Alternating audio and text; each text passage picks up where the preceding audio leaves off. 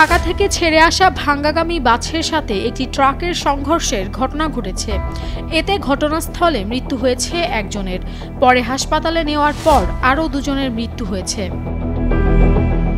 মঙ্গলবার সকাল ৯টার দিকে মাদারীপুর জেলার শিবচরের আড়িয়ালখাঁ নদের সেতুর উপর এ ঘটনা ঘটেছে।